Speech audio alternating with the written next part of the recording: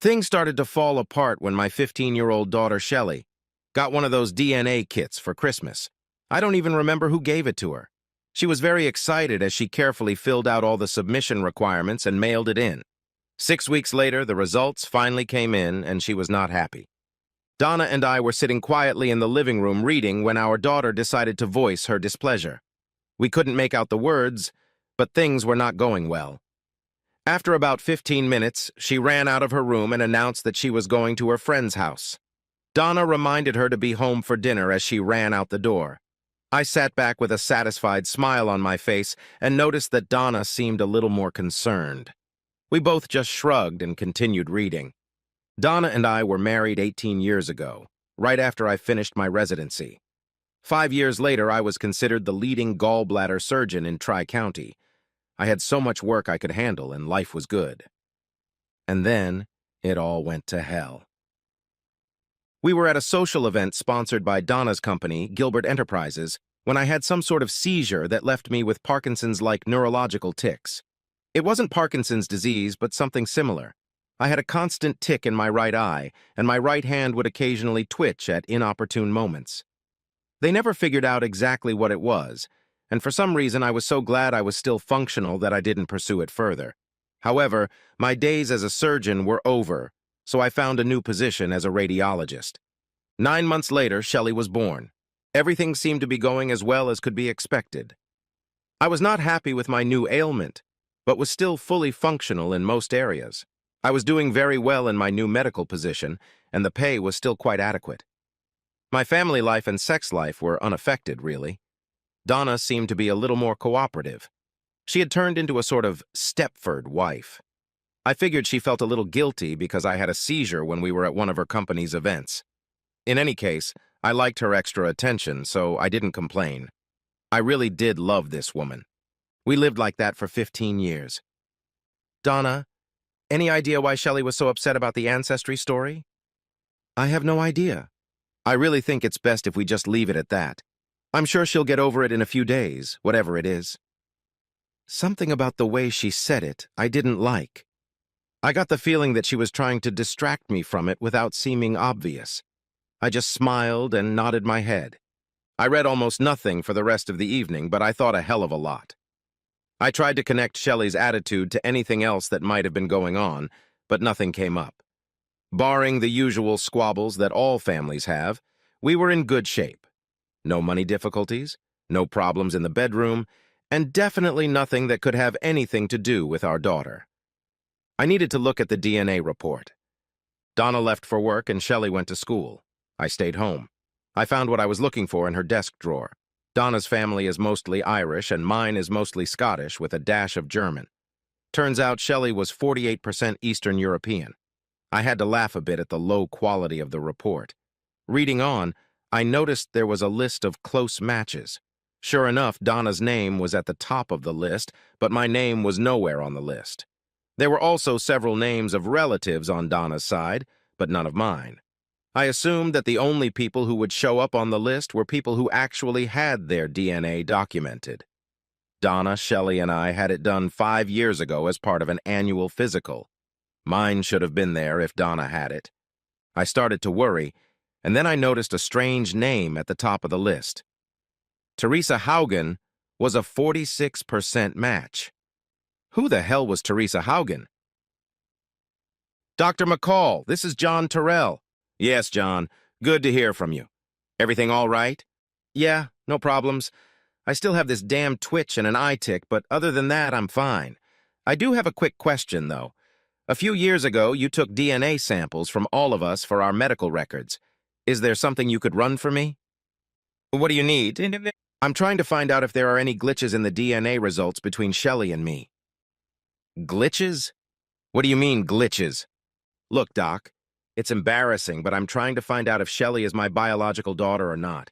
I don't want to cause any trouble, but I just need to know. Oh, shit. Pardon my French, John. You know you have access to all those files. You could have checked it yourself. I know, but I'd rather you did it. Let me go through the files and I'll call you back, okay? Give me an hour. Thanks, Doc. I really appreciate it. I think Donna could tell I was concerned. Dr. McCall confirmed that I'm not Shelley's father. I didn't tell Donna. I've spent the last 3 days trying to figure out what I wanted to do. I was surprisingly calm about the whole situation and was able to think it through without losing my temper. It took me a few days to find Teresa Haugen. For some reason, I assumed she must be about Shelley's age, and I felt like a stalking pedophile. I finally found her on the internet pages of Malcolm Haugen's family. Malcolm was my age and lived in West Chester. I assumed she was his daughter. Malcolm agreed to meet me on Saturday morning at Dennis's in Exton. I'm not sure he knew who I was, but I caught some anxiety in his voice. He had come early. I was on time. We exchanged formalities. Malcolm, I don't remember meeting you before. Have you ever lived in Reading? That brought a slight grimace to his face. He fidgeted a little in his chair as if trying to get comfortable. I worked at Gilbert Enterprises about 15 years ago or so. I think we met at one of the company events back then. I left Reading right after that. He seemed relieved to say this, but still felt a little uncomfortable. I take it you knew my wife, Donna? It was a question phrased as a comment. He didn't answer, he just nodded. Do you know why I'm here? Not exactly, but I have an inkling. The few moments of silence were tense. Why did you remain silent for so long? I've only just found out. Silence again. He took a deep breath. I was young. I drank too much and was caught up in the moment. I know that's no excuse, and I know it was wrong. I think more than anything, I succumbed to peer pressure. Donna, your wife, was one of the most fascinating women I have ever met. I knew she was married, but no one seemed to care at the time. Who else was there? He was still squirming a little. Yeah. The three of us were from the engineering department. Freddie Springer, Clayton Mankey, and me. Donna was very friendly with all of us, and we had a great time. There were a lot of innuendos going around, and some of them were getting serious. Did anyone even think about me? Donna was constantly looking around to make sure you weren't around us. If I remember correctly, you were hanging out with some of the older guys, talking golf. How did it all go off the rails? Freddie tried to talk Donna into taking some ecstasy. She kept saying no. He was pretty persistent. That's when it all went downhill. What does that mean? We were all drunk and horny, including Donna. Freddie asked her again, and she sighed and said, Don't drug me, you idiots. Drug my husband. After another long pause, I looked at him. Say it again, she said. Don't drug me, you idiots. Drug my husband. That simple phrase had haunted me for the past 15 years. It was so cold and calculated I couldn't believe it. What happened next? A few minutes later, Freddie brought you a drink. You fell asleep on one of the chaise lounges and we all went upstairs. It was only an hour later that we found out what had happened to you. What do you mean? It seems you had a bad reaction to the medicine Freddie gave you and they had to rush you to the hospital. Donna didn't even know about it until after you were gone. I didn't say anything. First thing Monday morning, I quit my job and came home to West Chester. I found a new job, got married, and now I have 3 kids. I never went back to Reading again. I never saw Donna again. I was always sorry for what happened, and I am truly saddened. I don't know what else I could say or do. I asked the waitress to bring us a full pot of coffee. Malcolm, have you ever taken one of those pedigree tests? No, but my daughter Teresa did a few years ago. Anyone else in the family? No, just her. She got it as a gift. Why do you ask? Your daughter Teresa and my daughter Shelley are half-sisters. I watched Malcolm sit motionless, not breathing. Finally, he blinked and took a deep breath. Shit. I watched him for a few moments until tears came to his eyes. His head shook slowly from side to side. Are you okay? No, I'm not. The worst night of my life just got worse. I can't believe this is happening. This is going to ruin me and my family. I've tried so hard to make sure nothing like this ever happens again, and then it comes back and bites me in the ass. How much worse could it get? We sat in silence for a few minutes. Malcolm, what happened to the other 2 guys? Freddie was killed in an accident on the Schuylkill Expressway. Clayton's an alcoholic and lives in the parish priest's house in Fishtown. I haven't seen him in years. Malcolm, I want to thank you for your time and your honesty. I'm not looking for anything else, nor do I have the slightest desire for revenge or wish for retribution. You can relax. I won't stalk you or expose you. That's good to hear, but there's another problem. What about your daughter, or should I say my daughter? What if she figures it out and wants to contact me? What am I supposed to do? I don't want to offend or embarrass anyone. Any suggestions? I'll help you in any way I can. I won't initiate anything, but if it comes up, I'll be on your side no matter what happens. I'm not a vindictive man. I'm not happy about what happened, but I'm not going to ruin my life by dwelling on it. Just in case, you might want to prepare your wife so you won't be caught off guard. My daily life has become unbearable. Every time my hand twitched or my eye blinked, I was reminded of my wife's betrayal. Every time she was overly nice or accommodating, I cringed.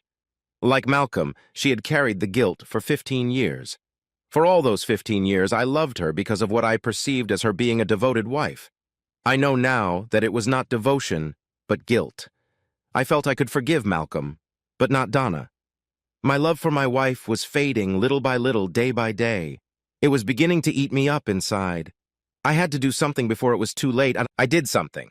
Hi, my name is Lena Durante. Welcome to Santa Marta Hospital. You must be John Terrell? I've been in Porto for a week, but this was my first visit to the hospital cafeteria. I made a clumsy attempt to stand up and extended my hand to greet my unexpected guest. This made her giggle a little. May I join you? I just nodded as she sat down. I wouldn't call her beautiful, but she was pretty damn attractive for a middle-aged woman. So, you're the new doctor? It's good to have you on the team. Are you settling in? She was obviously local, but she spoke perfect English, like most of the staff. Yes, it's going well. I've rented a furnished apartment within walking distance of the hospital. All I have to do now is find some good places to eat nearby. Oh, good. I can help you with that. I'm an expert at finding places to eat. She did a great job melting the ice. What department do you work in? I'm a neurosurgeon. I'm sure we'll be working together regularly. I realize you have a lot of experience. In almost every field. I will read all X-rays, Connecticut scans, MRIs, mammograms, and ultrasounds, as well as the occasional tea leaf.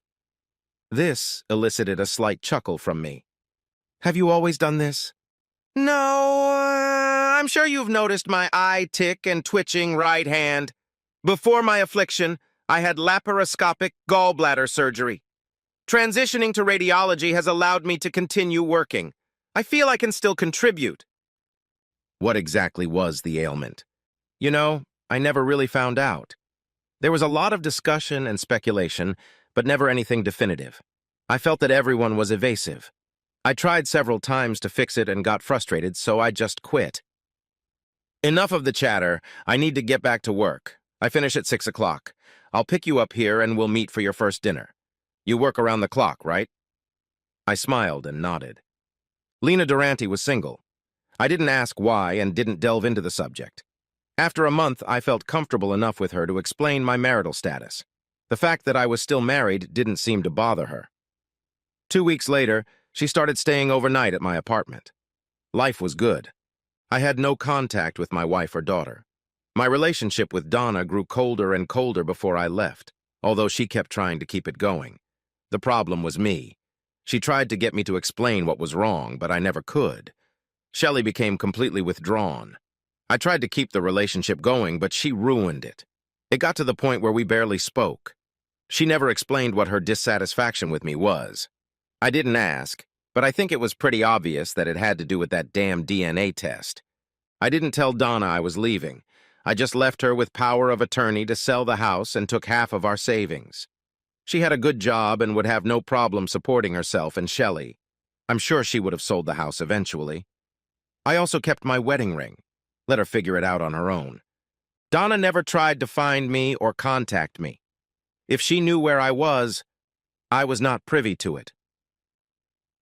John, I have set aside a time to meet with you on Friday at 9 a.m. at my clinic. It's a regular thing, so don't worry too much about it.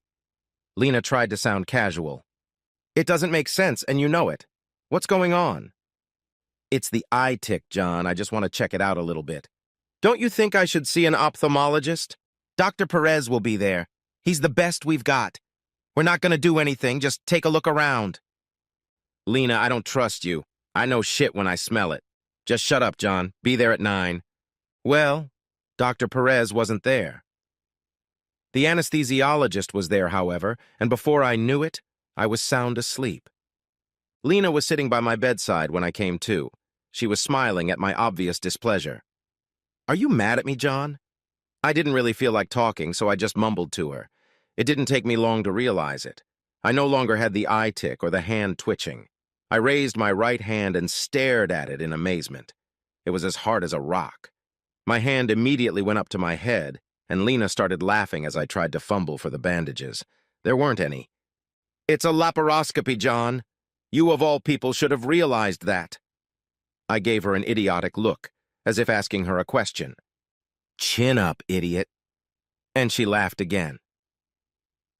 Over the next few months, I worked in the surgical department to get recertified. I decided to stay in the radiology department and just fill in if any gallbladder surgeries were needed. Everyone was happy with the new arrangement.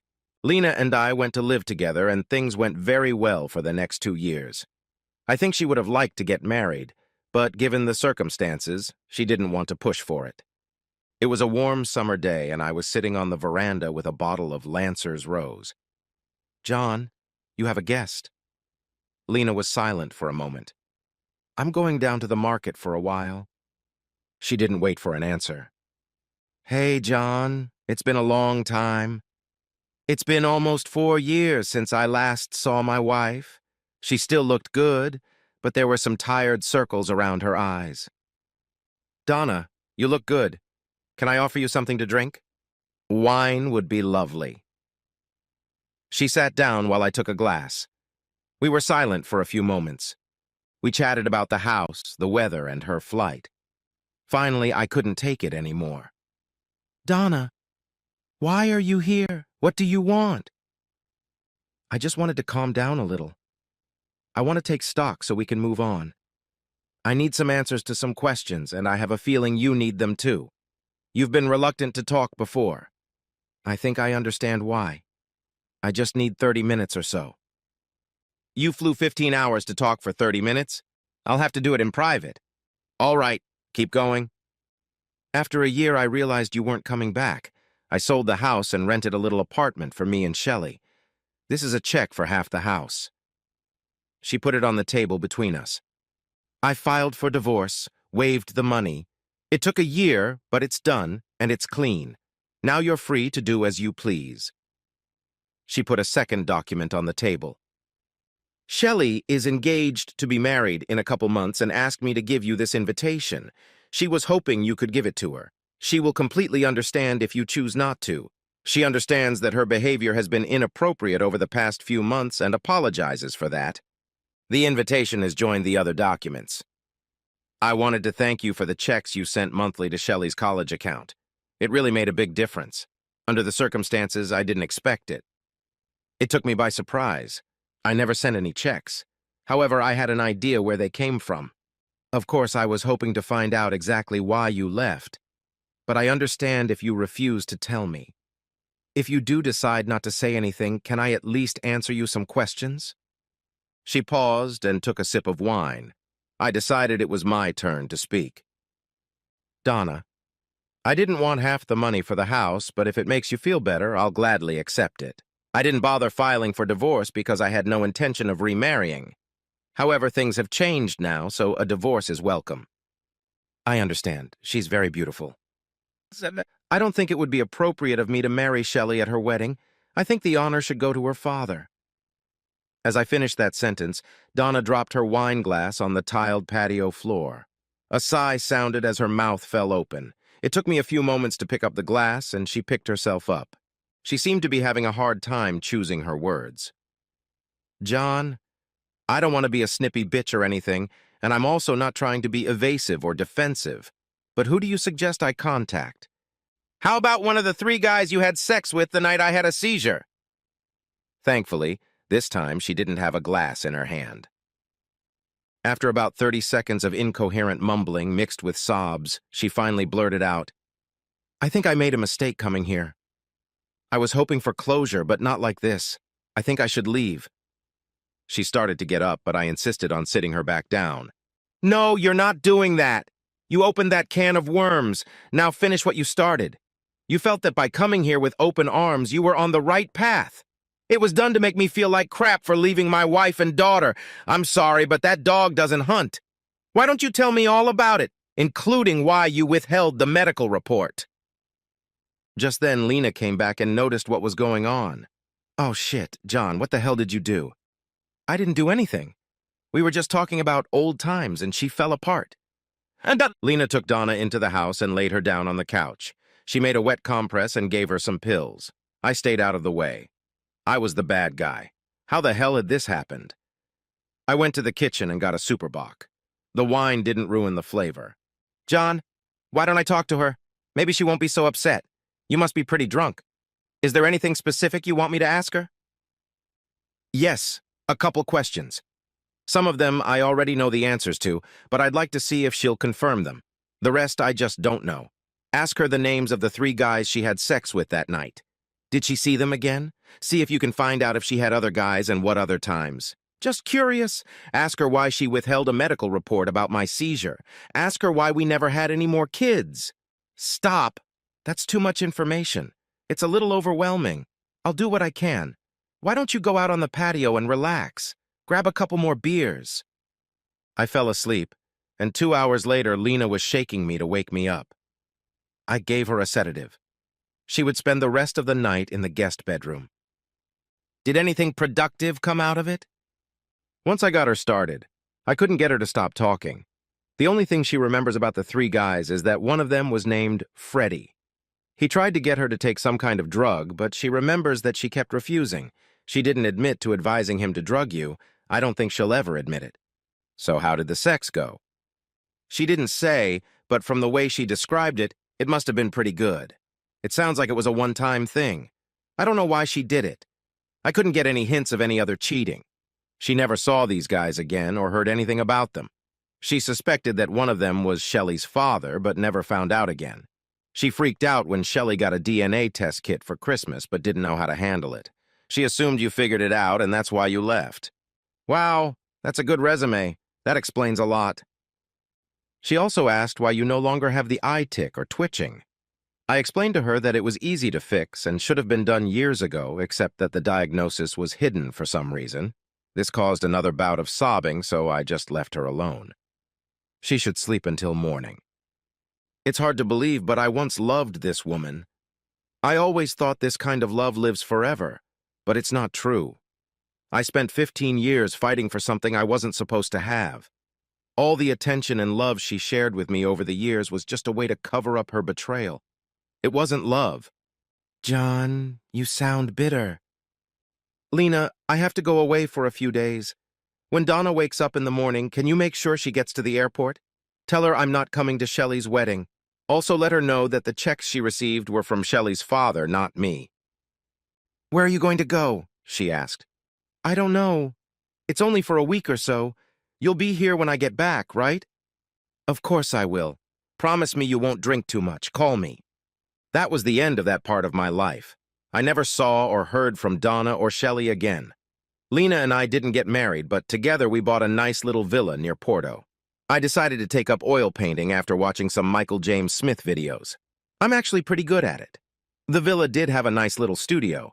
Lena gave me a DNA testing kit for Christmas. That's not funny.